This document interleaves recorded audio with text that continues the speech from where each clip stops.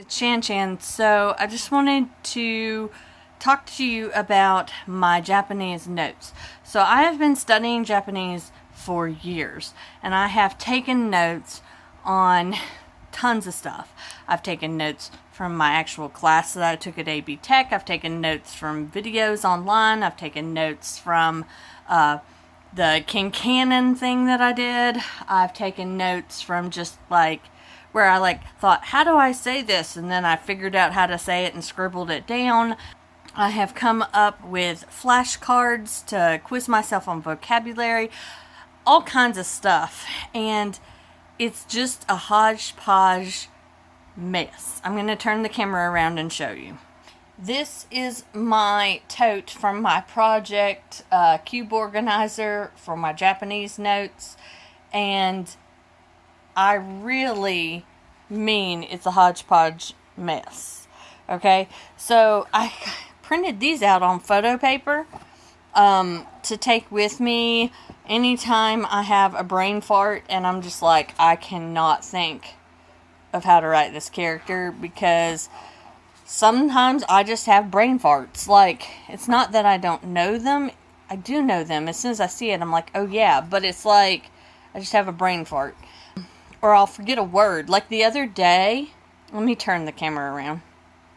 So the other day, I was just, rocking my son, and I was thinking about things, and I swear to God, I forgot the word arigato.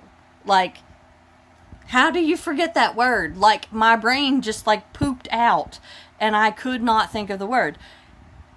Everybody knows that word. Even people that don't speak Japanese recognize that word. So I was like, why could my brain not spit this word out? But I do that in English too. It's not just in Japanese. Like, I'll be talking and I'll know exactly what I'm trying to say, and I know the word that I'm trying to use, but my brain is just like, duh, for a second, and I have to think really hard, and most of the time it'll come to me, but sometimes it won't. So that is what was happening when I printed up these sheets, and I just wanted to do that. And I've been kind of just thinking of sentences and writing them out, and then writing them, with the hiragana, katakana, kanji, the few kanji that I know, to prevent that from happening as much, I guess. But part of that is just that I'm getting older and I just forget things sometimes.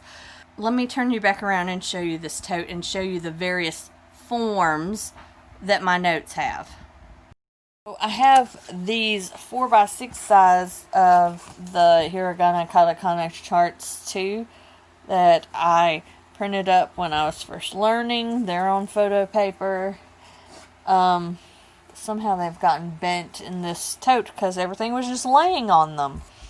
I have all of these different folders, and this one is like my plans for when I went to Japan, and this one is basically the whole King Cannon everything. And then I have a U.S. Passport application because I wasn't ready to apply, but I wanted to see what was required, what you had to fill out. And then I got this paper, which I have no clue why it's even in here. It doesn't belong in here at all. Maybe I was gonna write to pen pals on it or something, because that's what this paper was for. I bought this online. It's beautiful stationery paper, and that's what it's for, is writing to pen pals. But then I never actually followed through and wrote pen pals. I also bought cute little stickers from various places that I was going to use to write to pen pals. I even have a letter from a pen pal that I never answered, and I feel really guilty about it. I don't know why I never followed through. Then I have these two books, which are the books that we used for my Japanese class at AB Tech. Japanese for busy people. This is the regular one, and this is the workbook.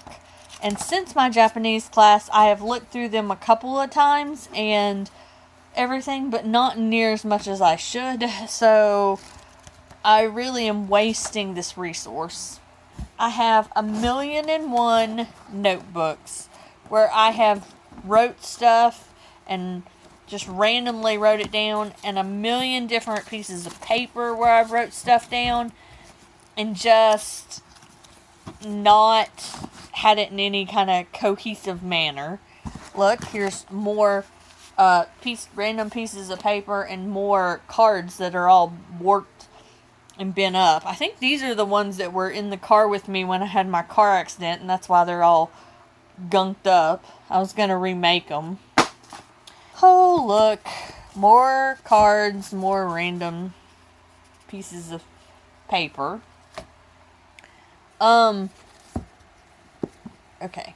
Yeah, so I'll get to the books in a second. But all of these notebooks, like, at some point I was like, I'm going to rewrite this in a cohesive manner. So that's why there's, like, a notebook literally inside this notebook marking, like, where I was. But I never actually got things organized. And then there's these. Okay, so first of all, a friend got me this, well, used to be friend, got me this book, Dirty Japanese, for Christmas. So that's in there. With random note cards, because I was, like, gonna learn phrases.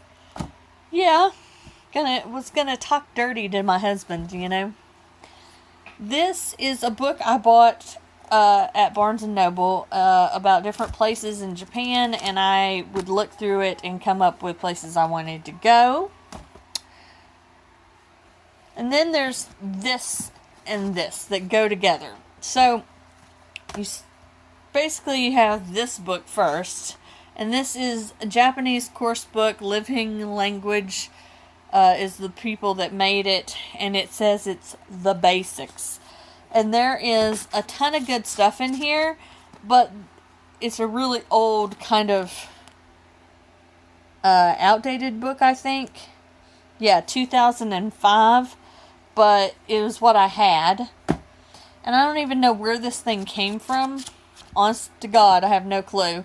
And then there was this CD to practice speaking, and it's never actually been used. I've never actually listened to the CD. I have no clue if it's good, bad, or indifferent.